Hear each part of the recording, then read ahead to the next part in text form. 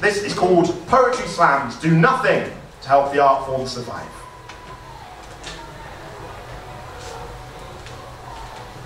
Poetry is dying! In fact, it's pretty dead already for all intents and purposes, and the rise of performance poetry slams is doing nothing to help matters. I know. I used to be a performance poet.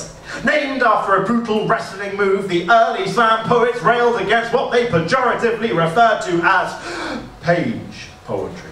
They demanded, along with Bukowski, that poetry have guts. They wanted to democratize poetry and drag it from the academic ivory tower. But there never was an ivory tower. There was no cabal of posh people who had purposely made poetry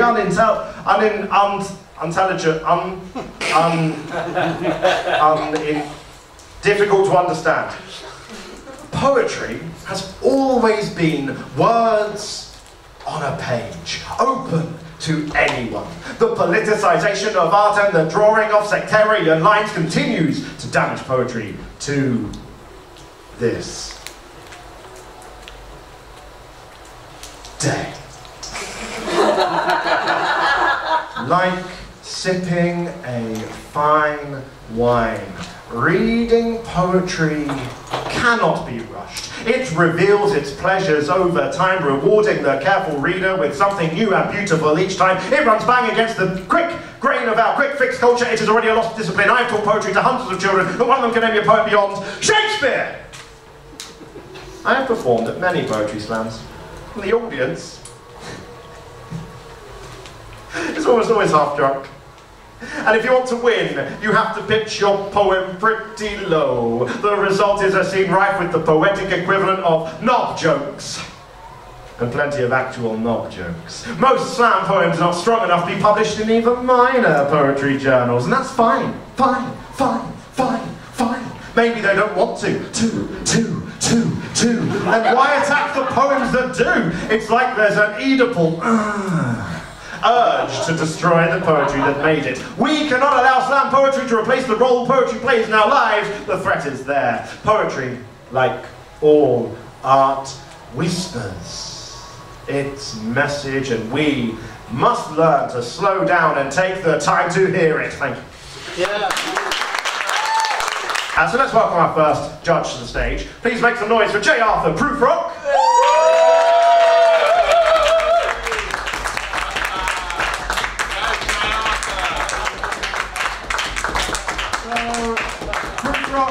Is actually the reigning anti-slam champion in not only Southampton, but the entire UK. So Prufrock absolutely know exactly what you're doing this evening. But J. Arthur, what are you looking for from the poets this evening? I'm looking for the human touch. The human touch deep inside. I might give a warning to whoever sits next to you. One more time, J. Arthur Prufrock. Judge is the incredible Craig Chalmers. Make some noise for Craig. What are you looking for from the poetry this evening? Yeah. Most of what he said, but probably stuff that took time to make. That'd be good. Something really horrendous. Really horrendous. But horrendously good, of course. Lee bad. That's all I've got. Well, I'm confused, so amazing. We're having this thing job already. One more for that time. Great Chalmers! And this is what's going on. Third and final judge this evening, Samantha Mann! This is what's going on.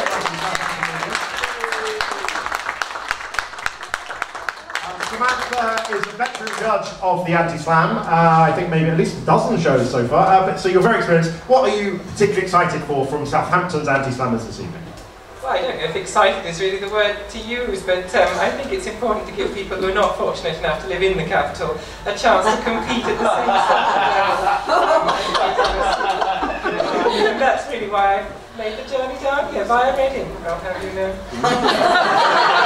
I'm very grateful we are too. One time, Samantha Mann. Our judges will be assigning scores, making comments after each poem this evening. Remember, it's the lowest scoring poet who will win tonight. Finally, we can't do this without our scorekeeper. Now, at the anti-slam, we always make sure to make a point of having the most efficient scorekeeping possible. The scorekeeper is also responsible for the rules They've memorised the anti-slam rulebook. It's a massively thick tome, and they'll be enforcing the rules this evening as well as keeping score. So please welcome our most amazing scorekeeper, Johannes Leistenberger.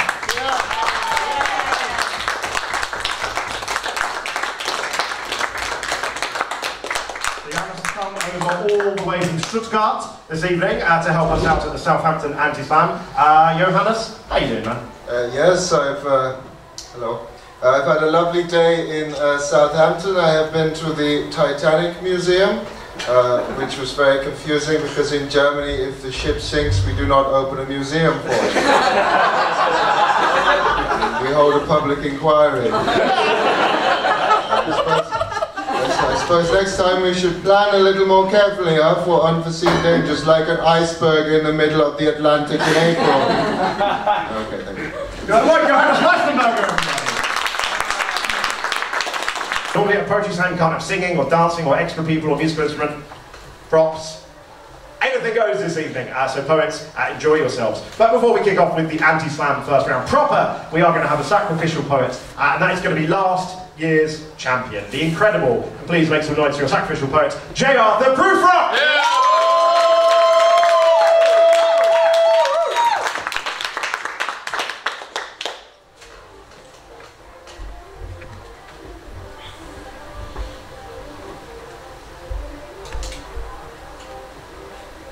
Sad cuckoo.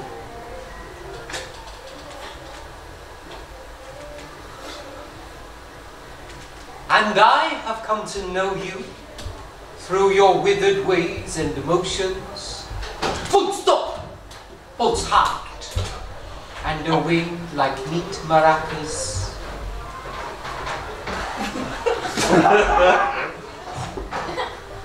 How can this be? I hear you ask, as rain falls hard in anthracite blanchings, neddying in the willows of your mind.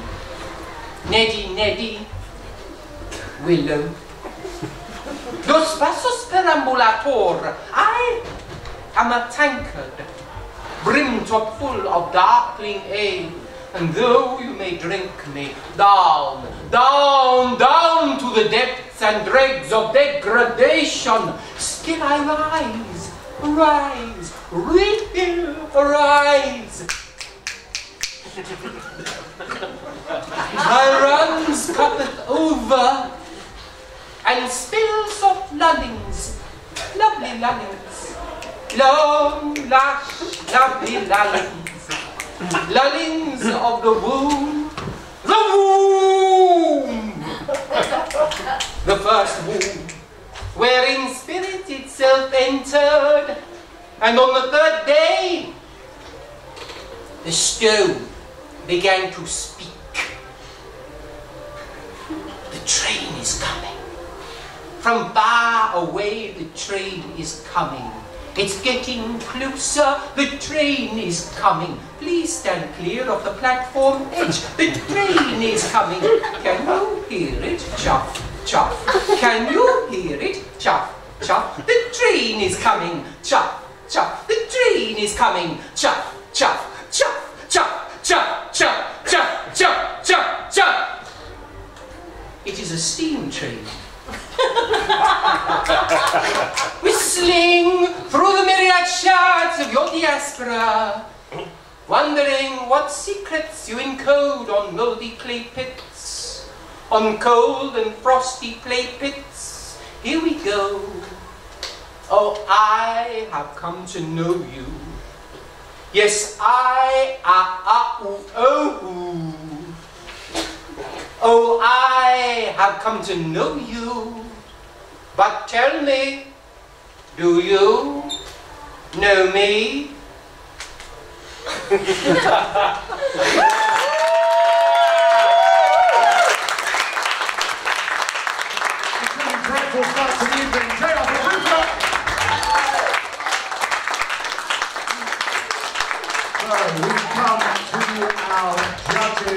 give their comments and score. We'll start over here with Samantha. Miss Samantha Mann, what did you think of Proofrock's poetry? A few times you've seen this one now. You've had a few times to digest it. What do you think this evening?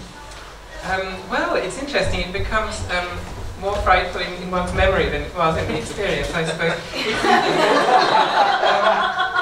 It struck me this time, it's rather like just plucking an anthology off the shelves and leafing through it at random, isn't it? And just picking bits and pieces wherever they, I mean, it needn't be an anthology of poetry, it could just be an anthology of railway timetables or something. But I did enjoy, what was the diaspora line? Was lovely. Whistling through the myriad shards of your diaspora. No, it can't have been that one. Nevertheless, as a colleague, I'm going to give him 7. Audience, what do you think of a 7? It's worse than that. I'm struggling to kind of pass that emotion, but that's fine. Great Chalmers, welcome to the anit-slam. What did you think of your fellow judge Prufrock's poem there? Well, mostly I had no idea what was going on whatsoever, so that was a good start. I have to give you some points, probably, because you might not have seen it from up here, but Prufrock's got some lovely shapes he makes, and it's a really good view from here. The rest of it, nothing at all, so it's a 2. Oh, very low past you, but great Chalmers, very good. And finally, obviously, Prufrock, what did you think of your work? Well, thank you very much. I thought the audience did very well. On other occasions, they've not done so well, and I've been quite disappointed with that. But really, just because I may not get another chance to do that, it's excited me, it's aroused me, and so I'd like to give myself 1. Whoa, huge, almost perfect, anti-perfect 1 for himself from Prufrock. However, we do, of course, come to our score and rule keeper Johannes. Any rules, any problems with that? No, it's all very smooth and efficient, and we have 10 points all in all. First of all, the first anti-slammer of 2017 Southampton Heat. Please make some noise for Guru Dave!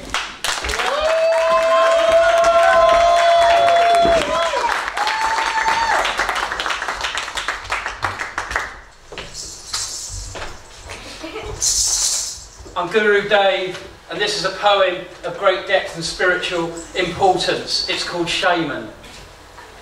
When demons walk out hand in hand and your audience have mirrors for a face, the sirens have retired as lighthouse keepers, and birdsong locks down every gilded cage. Telltale collars crave drinks of hot pink lip gloss, dusty shebags drape across our eyes. A holy wine cask splintered, sold as relics, the feather fall of Himalayan landslides. When timers trickle teeth and tiny bones, and a masked man picks out orphans from a line with a softly venomed serpent kiss, and ink blots show you when and how you'll die. You are the wetted ashes plastered on my body as a scratch wax cylinder crackles La Boheme. Urchins plastic salty in my throat and my patchwork mantles torn by wild-eyed men. Yellow tatters wrap around my throat, the parch crawl from the mirage, disbelieving that it's real. Wooden bells ring out no changes. Pharaoh joins his Sandman slaves. Horus dives and wheels. As the grey stone shatters, tipped by moonlit spite, and unsung songs are caught by engines' roar, and isolated heartbeats unheard among the trees, beneath the silent preaching of a wandering troubadour, with a ronin, with a string of masters, border guards unpicking stitches from a flag, our suitcase stone from old shoe leather, and scissors snipping fingers from our hands, our railway carriage stopping anywhere but stations, signals smuggled out preventing our escape, 100 naked bishops burned by desert sun, the final proton snuffed by slow decay. We lose ourselves in roads spun out of nothing, my mind's eye sees with film that's obsolete. Your love is like a long dead rose, dropped from laughing Jabberwocky's teeth. You make my jaw more glass than lantern, a distant flock evicts a dove for crying sand-grain tears. Each breath I take's an arctic howl, and so I am an oak wood dripping autumn leaves.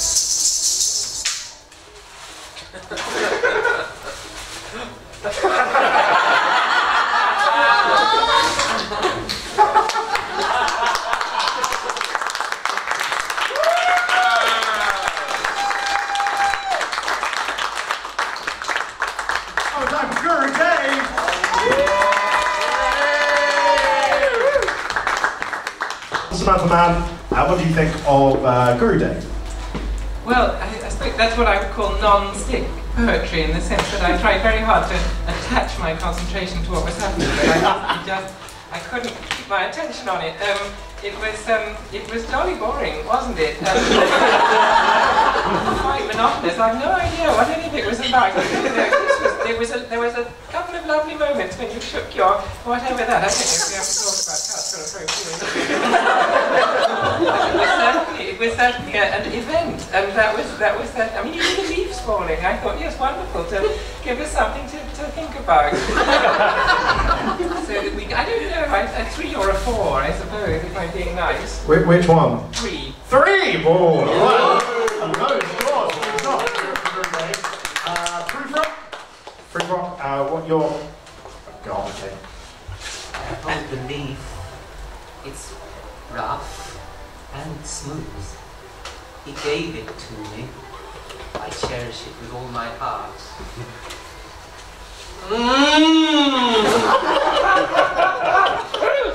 Thank you, sir. A hairy, spiritual being in space. I love it very much. You want me to give that a number? Can I give that? That's like 50% of the job. Yes, please, a number. Out of 10. Oh! 4! I think you just went, oh! Like there was another option. Okay, 4 points from Proof Rock for Guru Dave. Sure. Guru Dave, and finally, great Chalmers. Guru Dave, what do you think? I've got to say more serious things now, have I? Let's check my notes. Explain the poem. No, goodness me. Mostly terrible prop use, but interesting. Some of it was actually quite well delivered. I was very disappointed by that. It reminded me of some open mic nights I've been to before, which is possibly not a very nice thing to say. I mentioned that, however, I once saw that once, and the seat was really cold. So you lose marks for that. That's good. Finally, you mentioned Naked Bishops, which got me thinking. So 3.5. 3.5 with a little bit of intertextual analysis from Great Chalmers. Yes, can I please ask the acts not to litter the stage, okay? It's very frustrating to have to pick it up. And then as a sort of warning, a punitive, a Vorstrafe, as we say in German, I'm going to add in punishment a 0. So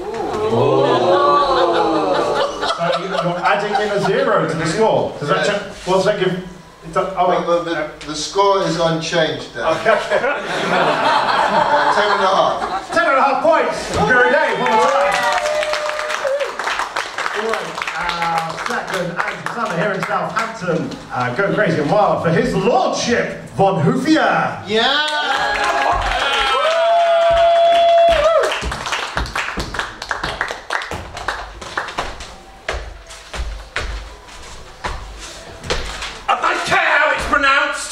Lederhosen, Lederhosen, I ain't wearing them. Lederhosen. I don't care. When does this thing start?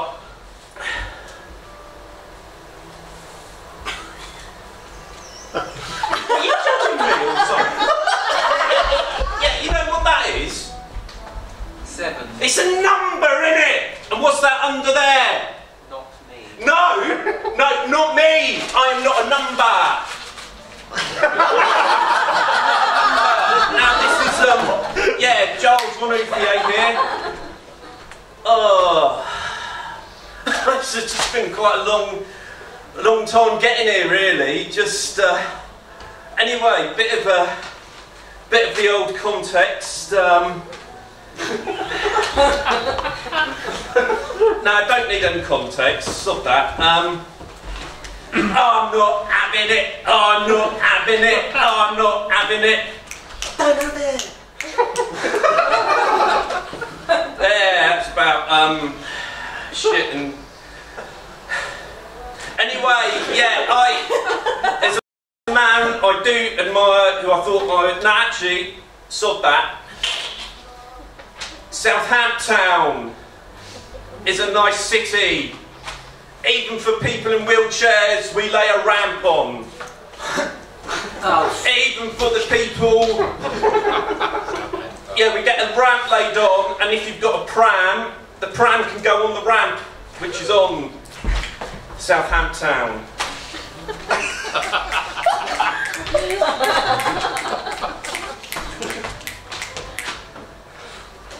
Quack, quack, quack, quack, quack, quack, quack.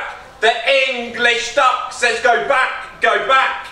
Yes, valiant ducky with his beak in the air. He comes forth. Oh yeah, I voted for Brexit because this is about no guy we all love, Nigel Farage.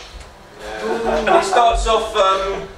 The nations they did consort about England to bring it to disparage.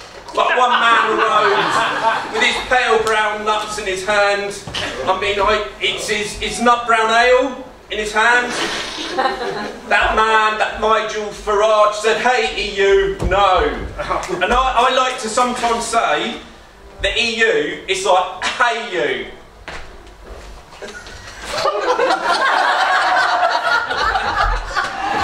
Yeah, and the English duck, she's like, "Quack, quack, quack, quack, quack, quack, quack, quack." The English duck says, go back, quack, quack.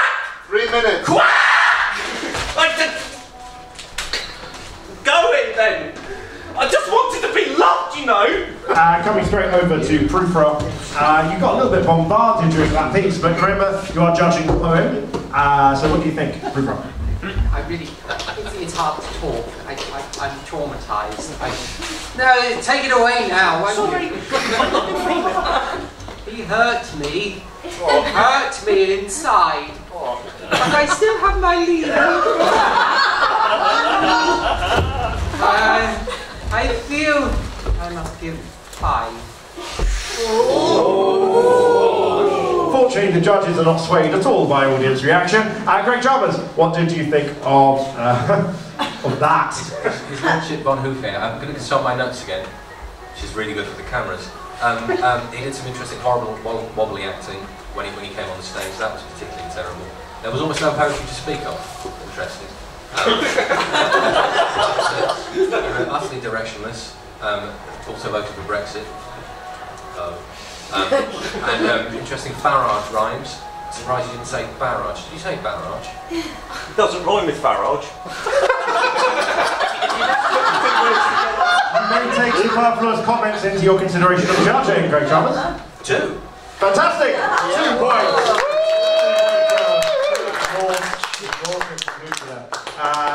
Samantha Mann, what do you think? It was a very ambitious piece of work, wasn't it? It was something like a fledgling Gesamtkunstwerk, I'm sure you would agree, Johannes, but without any of the necessary ingredients. I would say, well, I mean, I think it's important that there is a space for this in this sort of environment. Otherwise, you know, who knows what you might be ripping up and throwing into the sea. So I think, well, I'm going to give you 3 in the hope that you'll keep yourself to yourself for the rest of the year.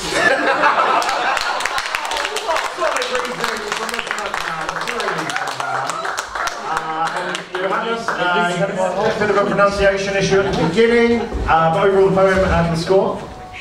And this is the glorious Brexit future which you have embraced.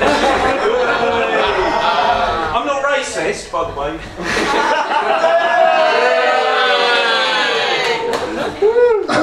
So, where do you start with that? Littering, attacking a scorekeeper with a rolled up piece of paper, and the most severe anti-slam violation of all, impersonating a German. I want to be loved. We all want to be loved, okay? We all want to be loved. But I have a feeling there is a lot of sympathy for the confused man in the room, am I right? Perhaps here, Dan, we must view the anti-slam as a moral experience. Punishing this man for his confusion would only lead him to future political errors. Or correct them, maybe. Yes, Dan, I know that you have a limited concept of morality. So, you organise the anti-slams, that's fair. Johannes, any rules when you change the score? Out of sheer pity, I will remove a point from the gentleman, leaving him with 11 points. 11 points! Edgar Espresso. Make some noise for Edgar!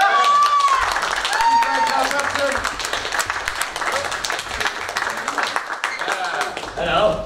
You are. It's lovely to be here in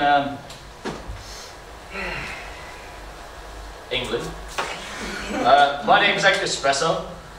Have a look, Bob. There she is again. Her eyes, divine, like hazelnut syrup. Every time she walks in, every time she orders, I respond with nervous hiccups. I'm just a lonely barista who knows that her choice of drink differs every time that my quivering lip asks. May I take your order? I've often thought of her asking for mine. Not only thought, but dreamt, and you better believe that those dreams were so lit. Oh, but what would I request? Possibly an organic hipster latte made out of milk from her breast, or a gluten-free, cruelty-free, vegan intolerant shipped across oceans by the non-migratory African swallow because the European swallow couldn't carry an 8-pound coconut cake with lemon zest. Oh yes! Express my desires to remove her boob tube with moves smoother than the blend she expects in her cup. Undress this splendour of a lady. Get her stirring, purring like the kittens in the cat cafe I work in. Get her churning just like hot milk in a jug, and you know that when I'm done she'll be covered in my hot milk of love. Making her peak like when your teapot is ready. Falafels for after because you know we're both dead. Edgy. Hipsters. She shakes her hips to signal that she's ready for more, so I pour her another cup. Frap her chino. Spank that tassimo all night long. Because we belong together, like cookies and cream, or chips and grease. She's coffee, I'm bean. She makes my life gleam like the surface where I prepare vegan paninis with soya bean cheeses. And within this dream, she tells me that she's so impressed by my espresso. Captivated by my cappuccino. My lattes get her all steamy, and equally I want to put whipped cream on more than just her hot chocolate. Frolic with her jiggly bits. And down below is both aromatic and flavoursome, with a slight taste of bun, which is where I've placed my thumb, and just like the lid of a takeaway cup, it pops when it gets off. There's nothing that I wouldn't do for you, because I would do anything for love, yes, even that. Whatever that even is. With all my heart I promise never to make a mockery of you. Express my love with extra lashings of froth that I made especially for you. No. You've accosted my heart. 2 sugars I made especially for you. It'll always be 2 sugars for my sugar. If you were a freshly baked Tico scone, I'd be the butter because you make me melt. I always felt so grounded when I'm around you. Aroused by the shade of brown that you take in your macchiato, you've accosted my heart, but now this fantasy's gone too far, so I have to make it cease. Like skinny jeans stopping dead at the knees, I left alone at the counter holding nothing more than a vacant stare, knowing that you're a chocolate eclair and baby, I'm a chocolate eclair and baby, you're a shortbread millionaire.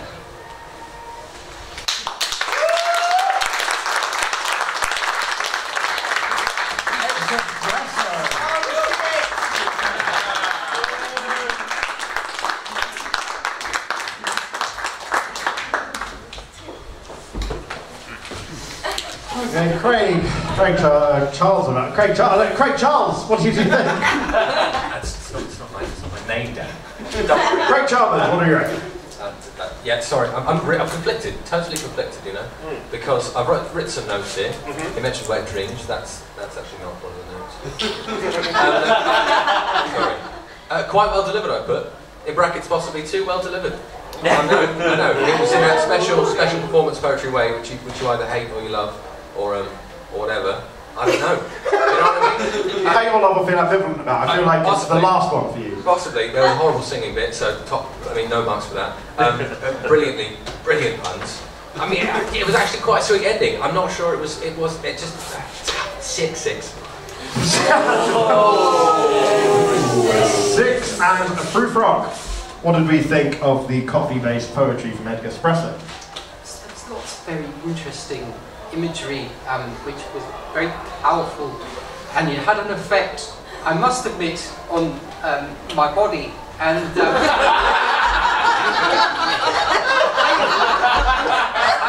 I must admit, I enjoyed it. Perhaps it's a good thing the interval's coming up. So I feel it's appropriate to give it a number which has a hole in it.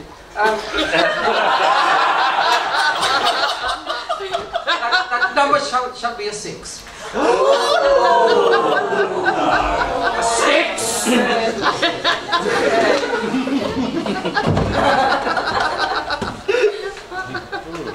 And finally, Miss Samantha Mann.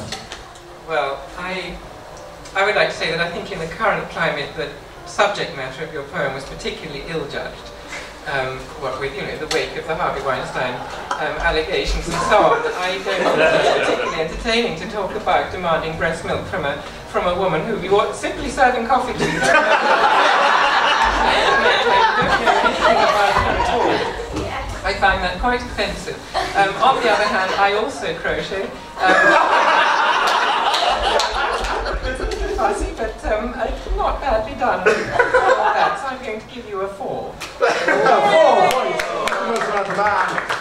4 espresso. Let's go over to your house scorekeeper. A bit of a time issue? Yes, unfortunately it was both very bad and over long. 30 seconds, so I must unfortunately add a further 2 points, bringing the young man to accent 18 points. Hello, my name is Rat Candle. You may have remembered me from last year where I became second, and the second worst poet in all of South East England. Not that I'm boasting. And the reason why I became the second worst poet in all of South East England is because I created a new art form called the punnet. Now, for those of you who may have forgotten, such a burden you carry, I will re-explain what the punnet is. You cut a sonnet in half and in half, then you add a joke on for a laugh, and it's called a pun-it. Now, I've decided to extend the form, and for the matters of taste and style, I'm going to do something that you may never ever forget. And I have created an epic punnet, and I call it a pun-ick. Now, the awesome thing about and I decided what I was going to do was I was going to take one of the most important poems in Greek literature called the Odyssey, and I was going to reduce it down to this little card. Now, the wonderful thing about a punnick is that all the separate punnets all form one great big story, but they can stand alone, like that other great English epic poem by Pete Hunter called, with that legendary character called Bill the Cat. Now, the Twitter version of the story starts with Aphrodite, the goddess of lust, giving some of that good stuff to Helen, who runs away from her husband. It makes you wonder why. And off with her lover Paris of Troy. Now, her parents aren't okay with this, so her husband and father and their mates all turn up and they siege where they're living for 10 years. And lots of famous people die, like Brad Pitt. Finally, the Greeks sneak into Troy in a wooden horse, and then they go home, and one man, Odysseus, if he had taken Google Maps, would have got home faster. It takes him 10 years, and if he had Google Maps, it would have taken him 2 weeks. So, here it is. This is the punnet of punnets. Helen flees to Paris. Angry family follows embarrassed. Bloody French. Odysseus came along, of course. To win this war, we need a gift horse. Sneaky Greeks. Odysseus gave Troy the sack, and they got Helen's front and her back. Devastated. After Troy's complete destruction, big Odysseus sails on without instructions. 3 minutes. On at sea. And finally, now I've completed this poem, you're stuck here listening, not at home. Epic fail! Thank you. Let's see what our judges thought of Rat's poetry. Let's come straight to proof. God, he's got such a gleam in his eyes. I'm going to back off for a second. He's coming close. I'm going to ask him. Proof Rock, what did you think of the poem? I did enjoy her dress sense. but more than that, I was most fascinated by the concertina paper that she was working with. it reminded me very much of the game of Consequences, which we used to play at home at Christmas when I was a child. Yes, many happy Christmas. Don't hit me, Daddy! Mummy, please love me. I have a leave. It's over now. I'm better. Number? If you're capable of giving a number, yes, please, Prufrock. 4. A 4 from Prufrock for Rat's Candle. It's a general murmurment. Samantha Mann, what do we think of Rat this evening? Well, we were promised jokes, weren't we? I'm not sure any of the punchlines were particularly strong. I'm not sure. And there was something very Pam-Ayres about the rhyme scheme, which I don't. I'm not against Pam-Ayres as a human being. I don't think she has a place in a slam. I would say, I'm very in favour of experiments with form, but I don't want to encourage that particular one. I'm going to give you 3. Huge or tiny? 3 for Rat Candle from Samantha Mann. And finally, Craig Chalmers, what do we think? Yeah, it was mostly horrible. I'm still not quite sure. Panicked or I'm not sure what it is or was. I was about to say dodgy accent, but then if it's your real accent, that would be incredibly offensive. Yeah, incredibly offensive. Sorry, Dad, do you want me to hurry up? No, carry on. Oh, okay, good. Quite offensive. Quite offensive. You're suggesting that is offensive. That it's your real accent, isn't it? I'm sorry. Yeah, let's go that way. Didn't get on with it much. It was a short, terrible piece of work, too. Johannes, there was a time issue again, but any other issue problems? I understood nothing. Ironic, it began with a 2-minute explanation.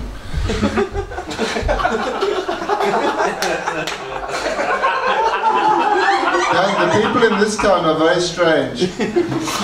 So, yes, we have to add a point for overrunning, and it takes us to 10 points. 10 points for Rat's Candle. I have 3 more poets to welcome in this half of the show. Next up onto the stage at the anit-slam, please make some noise for Cardinal du Mai. Cardinal du Mai. This is my manifesto. This means nothing. I am the Cardinal du Mai, the quantum of indifference in the disappointed molecule of laissez-faire ennui. Your words are hamster proctologists, snuffling alvaricatologists in the cramped orifice, scrotum of obstetrics, flaccid, in the post-internet outcrop of your Paul Hollywood lawns.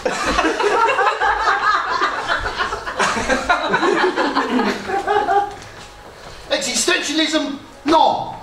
Surrealism? No. Neo-Plantagenet, abstract post-structuralism?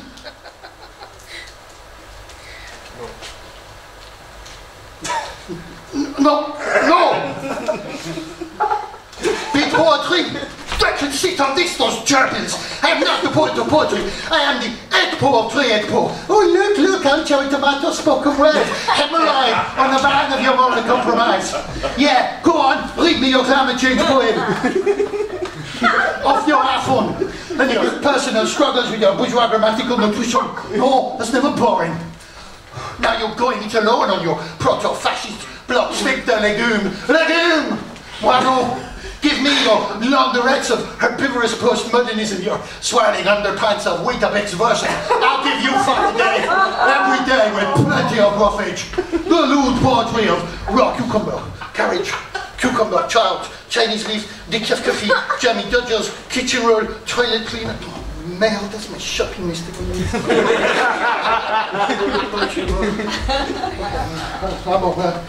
Yeah, I am the Cardinal du Mai. The new old order, because the times, they aren't a-changing.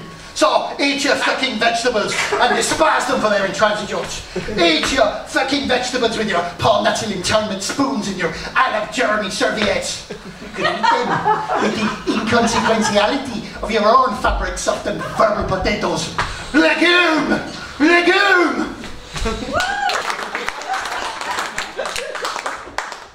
Wow, where do you even start, Craig Chalmers? Yeah. A series of noises, yes, and analysis? Yeah, so I don't want to comment on accents again, so I'll probably just say that was entirely genuine, of course it was. As Cardinal Dumas said, there was plenty of roughage, and going against the name, I feel nothing. No, I've got that wrong. I don't feel indifferent about it. I liked it, that is to say, I hated it, that is to say, 1. Oh, a huge one! Great time for the Cardinal Dumas. Samantha Mann, what do you make of that? Well, I would say there's something insulting about your attempt to blow smoke in our faces with your cod intellectualism. I work in a library, I get quite enough of that every day. I think what it boils down to, which is an appropriate pun in this case, thinking of a cabbage and so on, is nothing but it's nihilism really is what you're espousing, and I think that's not to be encouraged. I think that's quite shocking. Nowadays there's plenty of nothing around. Lots of people have nothing. There's nothing to be proud of. I would say 1. Another 1! And rounding out our scores, if he's finally fully recovered from the previous commenting, he looks as alright as proof what could look. What did you think of the Cardinal? I cannot respond with words.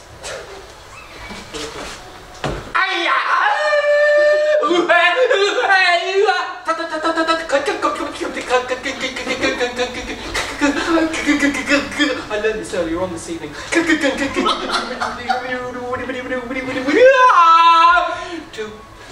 points from Proof Rock.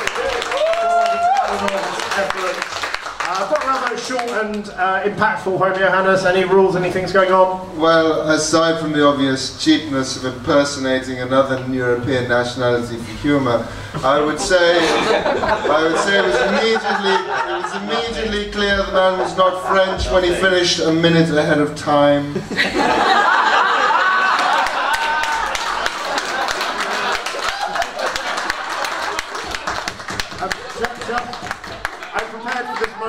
If we needed it, here's a spare microphone to drop, Johannes.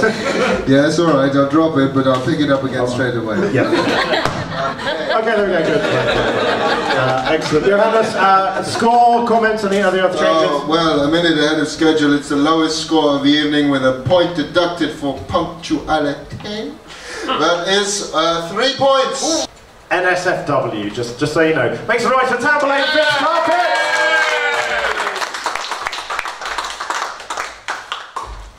My name is... I'm doing a silly accent. My name is Tamburlaine Fitz Carpet. I don't fit carpet, I fit words. This is called a love poem by Tamburlaine Fitz Carpet, NSFW. It's a love poem by me. You love me like a squirrel loves a tree, like graffiti on my knee is a tattoo. You love me like the French for yes is oui, like a cheese porter loves a brie or Danish blue. I love you like a panda loves bamboo, like a dog loves sniffing poo with pride and feeling. I love you like a lawyer loves to sue, like the district line loves Kew much more than Ealing, ghastly place. We love us, like a ticket loves a bus, like a blackhead oozes pus when it's excited. We love us, like a badger loves a truss, like Sir Alex Ferguson loved being knighted. That's what football fans, I have a common touch. You love me like Colonsay loves Tyree, like the inner Hebrides adores the outer. You love me like a keyhole loves a key, and I'll scream it from the rooftops. I'm a shouter. I love you like a shower loves shampoo, like Carl Douglas loves kung fu and sang of fighting. I love you like the cows love going moo, and an LED provides efficient lighting. I'm into ecology. We love us like a duck-billed platypus loves confusing students of zoology. Dreadful people. We love us like a sailor loves to cuss, lifts a tankard and gets wankered out at sea. Shall I compare thee to you and I and we, to them and us, and him and her and they? I garnished my love with dandelions. She told me to go away.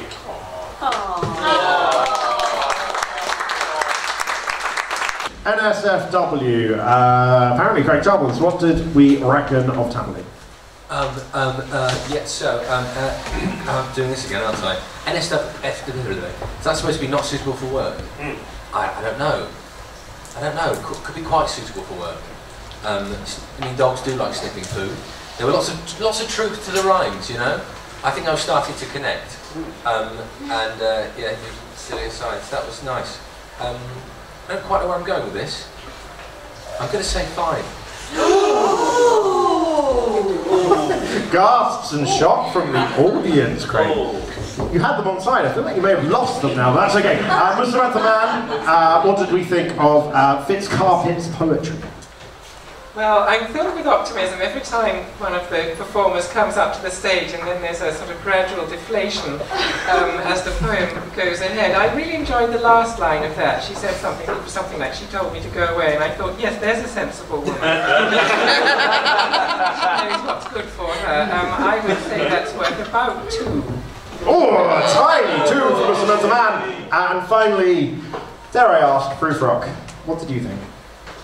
I felt it was an abject lesson in what the performer should bring to the stage. I feel that the performer must make a gift of themselves, no matter, must take risks, no matter how bad they are, no matter how shockingly, frankly, shit one is on stage. One should carry on and not stop, no matter how fucking awful it is. And I feel we were treated, so I feel honoured, I feel touched inside, I give it 2. It's been a high-scoring night, but we're getting lower, 9 points. Alright, so our final poet of the second half at the anit-slam Southampton 2017 is the one and only Roberta Baggio, aka Top Lad. Top Lad!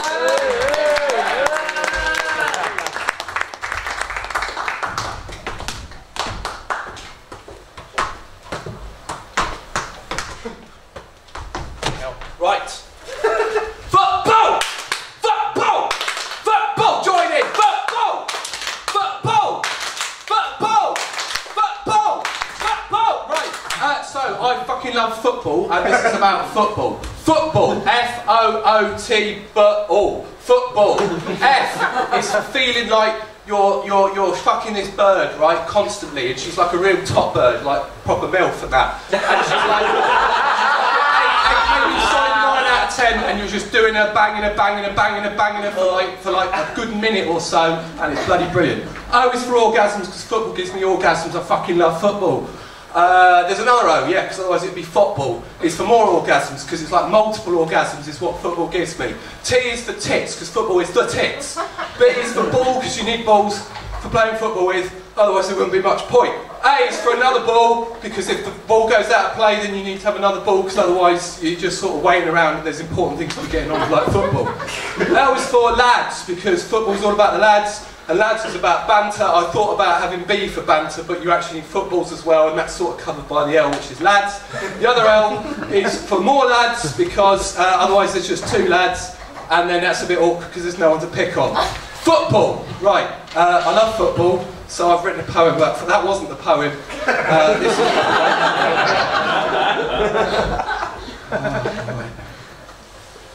Football, I love you. Never said that to anyone before. You're the one that I adore. I love the way that you move, because the way that you move moves me. Football, you are like poetry to me, though obviously well better because I'm not really into poetry. I'm into football, like metaphorically. I wish I could literally be into football. I would fuck a football if I could, and trust me, I have tried. Football, my love for you has made me cry. You are the father that I never had. You're not the one who made me sad. You'll never walk out on me and my family at Christmas. There's some whore who works in the classy section at John Lewis, even though she is not classy, certainly not classy enough for furnishings. She's a whore like Mum said. Football can't get you out of my head. You are beautiful like flowers, but more beautifuler, because I'm not really into flowers either. I'm into football.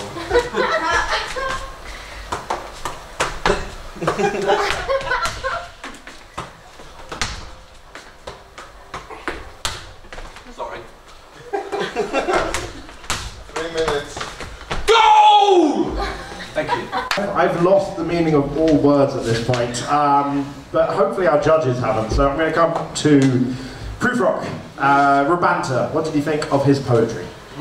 Well, I think the word stereotype comes to mind, and it's good to subvert a stereotype, but here we see a stereotype confirmed, and I felt very reassured by that. I felt there was so much energy, so much manliness, so much virility, so much of it, so much that, yes, I want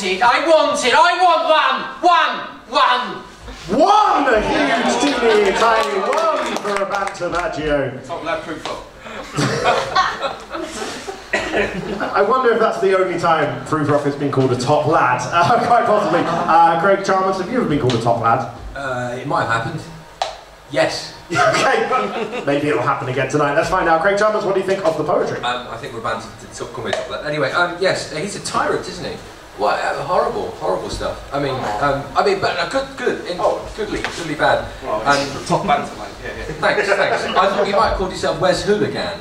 Oh yeah, that would have been. That's a football joke for everyone in the audience. Sorry.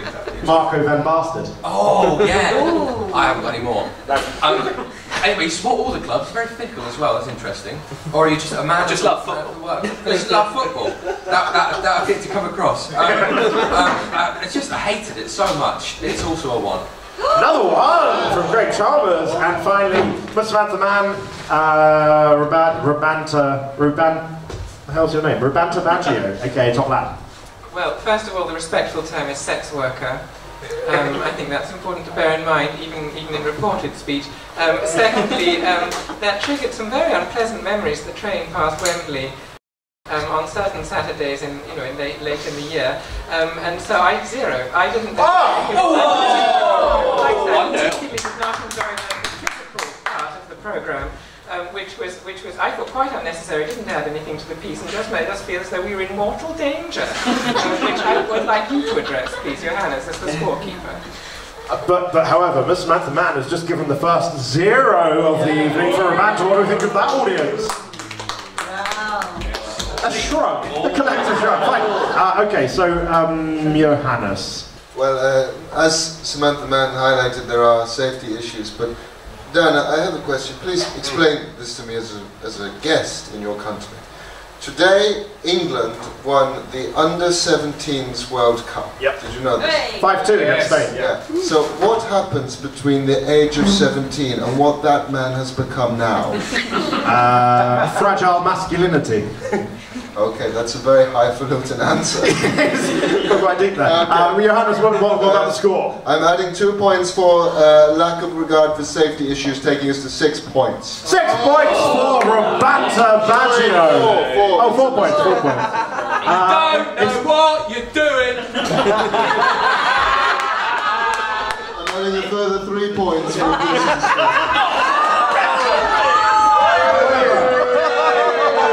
If you keep at it, you'll be red carded. It's almost like Johannes does know what he's doing, because that still is the lowest score of the competition so far.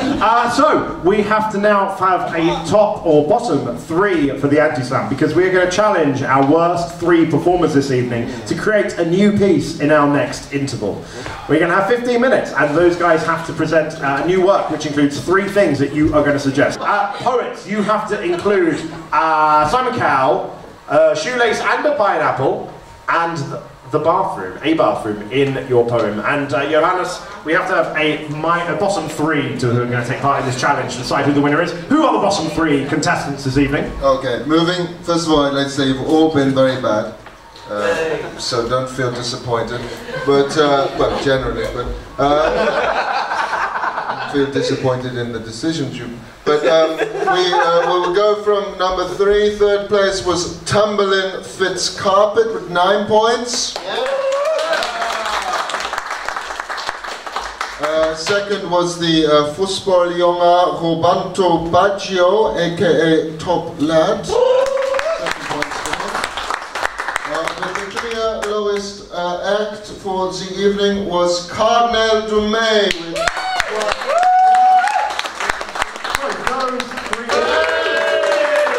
Yes, we have had an awful evening of terrible verse, and we are culminating, we're crescendoing with 3 finalists, the 3 lowest scoring poets from the first half of the show, the first round of the show.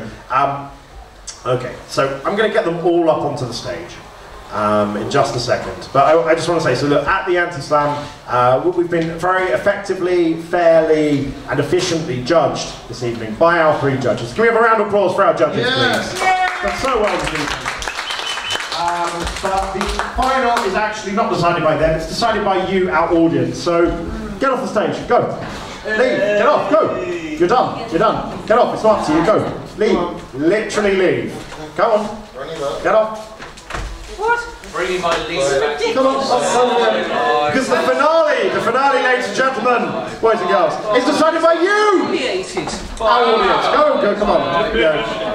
Off you go. Because our final is decided by the most important people in the room, our wonderful audience this evening. So let's welcome back to the stage your 3 finalists. Please make some noise for Tamburlaine Fitzcarpet and SFW, Roberto Baggio, Top Lad, and Cardinal Dumay. Come on to the stage. Take a space back behind me there somewhere. Okay, so we're going to go in reverse order from the highest scoring poet to the lowest scoring poet for the final. Then we'll get your rounds of applause from the audience and see who wins the 2017 Anti-Slam version in Southampton. Alright, so first of all, your first finalist in this round. Please make some noise, go wild and crazy for Tamburlaine Fitzcarpet and SFW!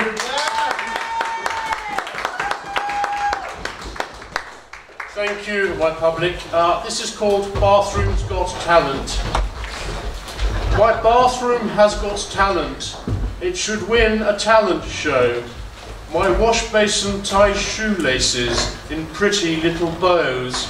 My bath is full of pineapples. It makes pina colada. Simon Cowell's blocked my loo. I'm peeing in the larder. My kitchen has the X Factor, 'cause it can sing and dance. It would star in its own musical, given half a chance. It wouldn't win the bake-off. Simon Cowell's buggered my oven.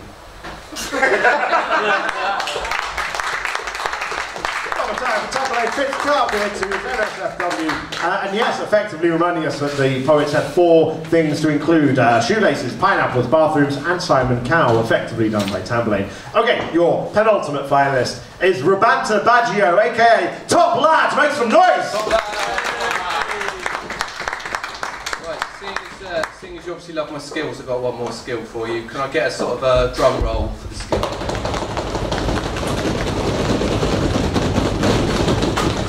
Yes! Thank you. Right. So this is the second poem I've ever written. It's called I Love Football Part 2.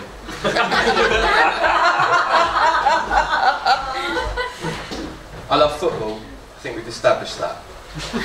I love playing football, I love watching football, I love taking my football to the bathroom and, well, tying a shoelace around my neck, sticking a pineapple in my mouth and asphyxie wanking over the football. I fucking love it. Oh, yeah. I love it more than Simon Cowell loves crushing the dreams of children and crushing the dreams of adults with the IQ of children. Which is not being offensive because children have high IQs too, so I'm not being racist. Football is the sky up there so high. Football is the floor on which I like to score. Football is the best, like Rihanna and Kanye West got them in 2, see, back of the net. Football is like a double-ended dildo to Cristiano Ronaldo. who loves himself so much he gets butt fucked by the sex toy version of himself he had specially made, which is fair enough because he's quite fit actually, I would. And that thing that Dan said about fragile masculinity is bollocks. I am not overcompensating for having a tiny penis, despite what Janie, Lauren, Susie, Charmaine, Antonia, Marie Lou or Shazza say. Ben said it's normal. I love Ben, he's a top lad. I love him, I really. But not as much as football, obviously. Go!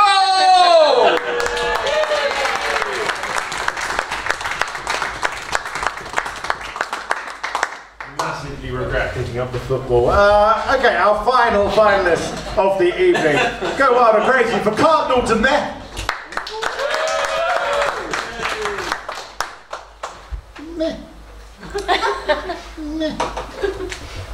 Spare me the pseudo-phallic penis colada of your meandering scowl. You are not the benefactor of Le Vache. You wear your trousers around your nipples as some sort of fabric tautology, simultaneously expressing the nihilism as well as the non-conformity in imperial tailoring. Many times I've consoled the metaphor of his laces as the encapsulatory tendrils of fascism and the tapeworm squeezing from the bottom as you squit in the bathroom of degradation. Cowell is not the benefactor of Le Vache. His hegemony of his trousers around his nipples, the symbolism of the empire of the XY factor.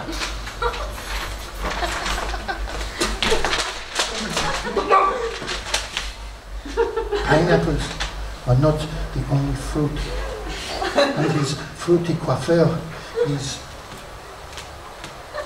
What is that about? It means nothing!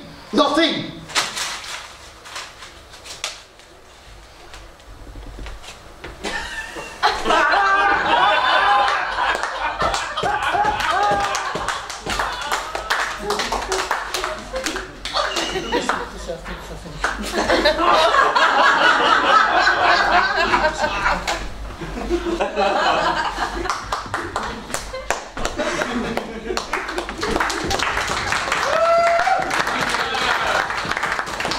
Overcome with an emotional something, the Cardinal de Met.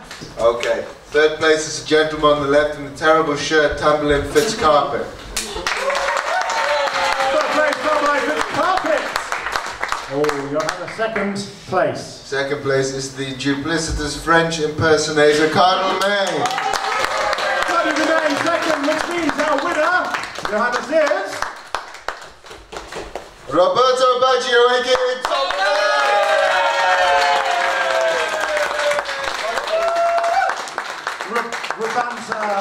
Robanta, do you have any final words to say this evening on your glorious victory at the anit-slam Southampton?